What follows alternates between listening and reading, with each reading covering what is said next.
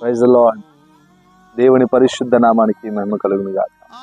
ప్రియ సహోదరి సహోదరుడా, దేవుడు ఈ డిసెంబర్ నెల 2వ తారీఖున మనకిస్తున్న వాగ్దానం ఒక్కసారి చూద్దామా. యెషయా పుస్తకము 66వ అధ్యాయము 13వ వచనంలో అంటాడు, ఒకని తల్లి వాడిని ఆదరించిన రీతిగా నేను మిమ్మల్ని ఆదరిస్తాను, యెరూషలేములోనే మీరు ఆదరణ పొందుతారు. దేవుడు మాట్లాడుతున్నాడు. గడిచిన 11 నెలలు మనం ఆదరణ లేకుండా బ్రతికామేమో, ఆదరణ కోసం ఎదురు చూసామేమో, ఆదరణ కోసము ప్రయాసపడ్డామేమో. నా బంధువుల దగ్గర, రక్త సంబంధుల దగ్గర, స్నేహితుల దగ్గర ఎక్కడైనా ఆదరణ దొరికింది అనుకున్నావా? ఓకే, ఇప్పుడైనా దొరకపోతే దేవుడు మాట్లాడుతున్నాడు.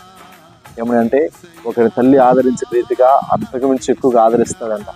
తల్లి ఎలాగా ఆదరించితే లోకములో అంతకన్నా ఎక్కువగా ఆయన ఎక్కువ ప్రేమను చూపిస్తూ, ఆయన శాంతిని, కరుణను చూపిస్తూ నిన్ను ఆదరిస్తాడంట. ఏ దుఃఖంలో ఉన్నా, ఏ